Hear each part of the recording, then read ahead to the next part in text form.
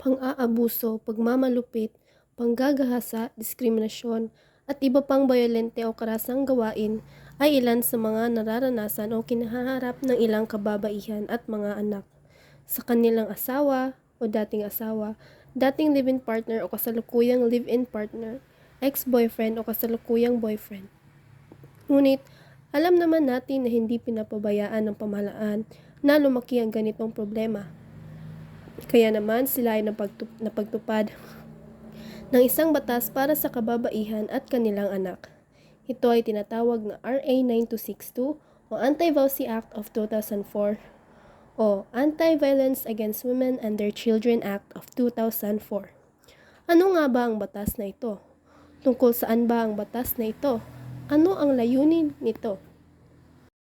Ang Republic Act 9262, na kilala rin bilang Anti-Violence Against Women and Their Children Act of 2004, ay isang batas sa Pilipinas na naglalayong protektahan ang mga kababaihan at kanilang mga anak mula sa karahasan at pang-aabuso. Ang batas na ito ay sumasaklaw sa mga pangyayari ng karahasan na ginawa ng mga intimate partner tulad ng asawa o dating asawa, live-in partner o dating live-in partner, boyfriend o girlfriend o dating boyfriend o girlfriend, at dating partner. Ang mga maaaring maparusahan sa paggawa ng mga nasabing akto ay ang asawa, dating asawa, karelasyon, ama ng kanyang anak o sinumang lalaki ng biktima ay may sexual na relasyon. Saklaw rin ito ang mga akto laban sa anak ng biktima, lehitimo man o labas, nasa tirahan man o ng pamilya o hindi. Ang layunin ng batas na ito ay pangangalagaan ang mga kababaihan at kanilang mga anak laban sa panggagahasang dulot ng kanilang mga asawa. Sa pamamagitan nito, nagkaroon ng karapatan at ligtas na pamumuhay ang mga kababaihan. Saklaw din ang batas na ito dahil pinapangalagaan nito ang mga kabataan na nakaranas ng mga karahasan maging sa kanilang sariling mga magulang o sa mga taong nakapaligid sa kanila. Bakit nga ba kailangan magkaroon ng Anti-VAWC Act? Ang pang-abuso sa kababaihan ay isang malagim na realidad sa ating lipunan. Ayon sa Social Weather Station Survey noong Nobyembre 2003, may 21.69M na babae sa Pilipinas, edad 18 pataas ang nakaranas o patuloy na nakaranas ng pang-aabuso. Ang pang-aabuso ay madalas ding gawa sa kanilang karelasyon. Madalas tinitingnan ito bilang normal na bahagi ng babae kapag siya ay pumasok sa isang relasyon o nagkapamilya. Dahil dito, maraming babae ang hindi nagsalita tungkol sa pang-aabusong kanilang nararanasan. Wala ring batas ang angkop na tumugon sa iba't ibang klase ng pang-aabusong kanilang naranasan bago ang Anti-VAWC Act of 2004. Kabilang sa mga aktong VAWC sa ilalim ng batas ay pisikal, pangungulpi, paninipa, panunutok ng baril o kahit anumang bagay na nakasakit. Sexual, panggagahasa, pamimilit na manonood ng X-rated na pelikula, pabubugaw ng asawa o anak. Psychological, pamamahiya, paninira ng gamit, pagkakait sa mga anak. Economic o pinansyal, hindi pagbibigay ng suporta, pamimigil sa pagtatrabaho ng babae, pagkuha o pagkontrol ng kita ng babae, paninira ng gamit sa bahay. Ano ang parusa ng VAWSY? So ngayon, alamin natin kung ano ang parusa ng VAWSY. So, pakinggan niyo ako sa ito yung parusa ng VAWSY. Ang aktong VAWSY o Anti-Violence Against Women and Their Children ay maaaring parusahan ng pagkakabilanggo ng magaysala depende sa bigat ng kasalanan na ginagawa ng tao o ng suspect. At pagbabayad din ng danyos o hindi bababa ng 1,000 pesos, ngunit hindi tataas ng 3,000 pesos. So, kailangan din na sumasalalim ang physical na counseling at sectarian treatment ng may sala. So, yan ang parusa ng VAWSY. Ang Battered Woman Syndrome.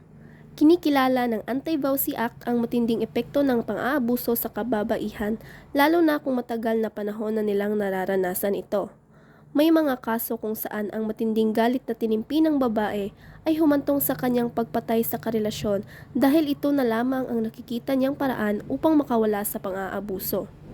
Sa ganitong sitwasyon, maaaring gamitin bilang depensa sa korte ang Battered Woman Syndrome upang mapawalang sala ang babae. Ngunit kailangang mapatunayan muna sa tulong ng psychologist o psychiatrist ang kanyang pagkakaroon ng battered woman syndrome. Protection Order. Sa ilalim ng Anti-Bawsi Act, maaaring bigyan ng protection order ang babae bilang pansamantala o permanenteng proteksyon laban sa maaaring patuloy na pang-aabuso ng kanyang karelasyon. Kabilang sa saklaw ng protection order ay ang sumusunod. So, mayroon din tayong tinatawag na protection order. So, ngayon, alamin natin kung ano yung protection order. Ano nga ba ang protection order? Number 1, pagbabawal sa respondente o karelasyong nang aabuso na gumawa ng kahit anong aktong bawsi sa babae. For example, yung karelasyon mo, yung partner mo or yung boyfriend mo na kapag sinasaktan ka through physical, yan, pagbabawal yan. Tsaka number 2, pagbabawal sa respondente na gambalain uli ang babae. Halimbawa, haharas sa telepono. So number 3, pagpapaalis sa respondente sa bahay nila ng babae. Yan, kasali din yan. Number 4, pagbabawal lumapit sa babae at sa mga tinukoy nitong kapamilya o kamag-anak sa kanilang bahay, opisina, at eskwelahan at iba pang lugar na madalas puntahan ng babae. So, yan ang tinatawag nating protection order. So, bawal yan dahil yan ay tinatawag natin na pananakit ng mga kababaihan. Dapat natin yang alamin. Protection Order. Pagkukumpiska ng korte sa baril at iba pang deadly weapon ng respondent. Pagbabayad ng respondent sa pinsalang ginawa nito. Halimbawa, gastos sa ospital. Pagbibigay ng respondent sa babae at kanilang anak. Pagbibigay ng temporary or permanenting custody sa babae ng kanyang mga anak. Mayroon ding 3 klase ng protection order sa ilalim ng Anti-Bawsi Act. Barangay Protection Order o BPO, binibigay ng barangay, may bisa ng 15 araw. Temporary Protection Order o TPO, binibigay ng korte at may bisa ng 30 araw. Permanent Protection Order o PPO ay binibigay ng korte at may bisa hanggat hindi nagpepetisyon ang babae sa korte na ipawalang bisa ito. Barangay bilang kaagapay laban sa BAWC. Lalong pinagtibay ng bagong batas ang mahalagang papel ng ginagampanan ng barangay sa pagtugon sa mga kasong BAWC. Bukod sa pagbibigay ng BPO, ang sumusunod ay tungkulin ng mga opisyal ng barangay. Rumisponde agad sa mga reklamo ng BAWC. Magkumpiska ng baril at iba pang deadly weapon ng nang-aabuso. Samahan ang babae sa ospital o sa isang ligtas na lugar. Tulungan ang babae mabawi ang kanyang personal na ari-arian sa bahay. Siguraduhin ang pagpatupad ng protection order. Arestuhin ang nang-aabuso kahit walang warrant kung una, nahuli ito sa akto ng pang-aabuso. Pangalawa, sila ay may personal na kaalaman sa mga naganap na aktong BAWC. O pangatlo, mayroong panganib sa buhay ng babae. Report ang insidente sa Department of Social Welfare and Development o DSWD sa mga accredited ng NGO. Ang hindi pag-report ay, so ito yon. Kapag hindi ka nagre-report, ito yung mangyayari. Ang hindi magre-report ay may karapatang multa o magmumulta ka ng 10,000 pesos kapag hindi ka nagre-report. Kaya yung may nakakaalam ka na kung sino yung inaabuso, tapos hindi mo lang nire-report, so mamumultahan ka ng 10,000 pesos. At maaari din silang masampahan ng kasong kriminal, civil o administrative. So mayroon din tayong tinatawag na proteksyon laban sa demanda. So ano ito? Alamin natin kung anong proteksyon ito. So ito yon. Ang barangay police o concerned citizen na responde sa karahasang bawsi ay hindi maaaring idemanda para sa kanilang ginawang aksyon. So yon. So kahit ito pa man ay naging marahas, ngunit dapat patunayan din na ang dahas sa kanilang ginagamit ay hindi sumusobra sa kung ano ang kinakailangan upang masiguro ang kaligtasan ng biktima. So, Ang bawsi ay ang pagkakaroon ng karahasan laban sa mga kababaihan at kanilang mga anak. Ito ay tumutukoy sa anumang uri ng karahasan na batay sa kasarian na nagdudulot ng pisikal, sexual, emosyonal o pang-ekonomiyang pinsala o paghihirap sa mga kababaihan at kanilang mga anak. Kasama sa VAUSI ang iba't ibang anyo ng pang-aabuso tulad ng pisikal na karahasan, panggagahasa, emosyonal na pang-aabuso, pang-ekonomiyang pang-aabuso at pang-iisnab. Ito ay isang paglabag sa karapatan ng tao at isang malaking isyung panlipunan na dapat tugunan at maiwasan. Ngunit paano ito matutugunan at maiwasan? Ang pagtugon at pag-iwas sa VAUSI ay isang pangkalahatang pagsisikap na kinakailangan mula sa iba't ibang sektor ng lipunan. Narito ang ilang mga paraan kung paano ito maaaring tugunan at maiwasan. Una, edukasyon at kamalayan. Mahalagang magkaroon ng malawakang edukasyon at kamalayan tungkol sa VAUSI. Dapat itong isama sa mga programa sa paaralan, komunidad at iba pang mga institusyon upang magbigay ng impormasyon at kamalayan sa mga tao tungkol sa mga karapatan ng mga kababaihan at mga panganib ng karahasan. Pangalawa, pagpapatupad ng batas. Mahalagang magkaroon ng malakas at epektibong batas na nagpoprotekta sa mga biktima ng VAUSI at nagpapataw ng mga parusa sa mga gumagawa nito.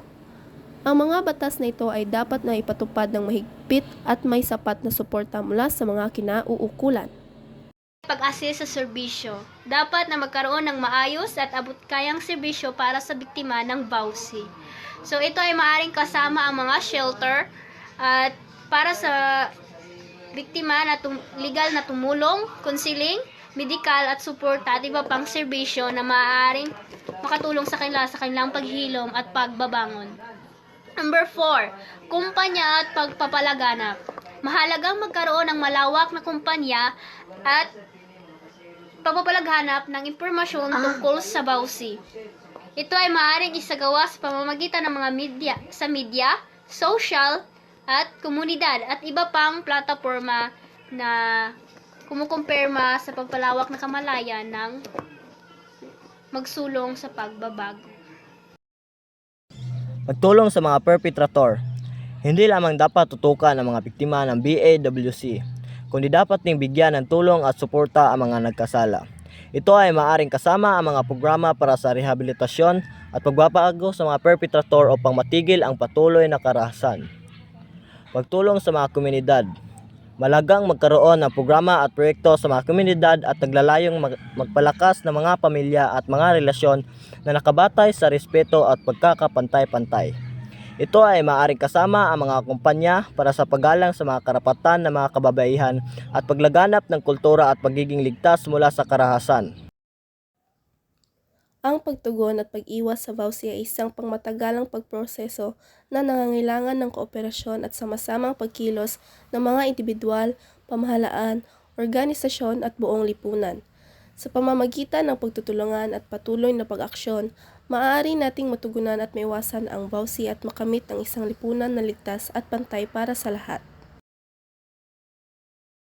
Man ang pagtahak sa daan tungo sa pagbabagong ating inaasam, kakayanin natin ito para sa ating kinabukasan.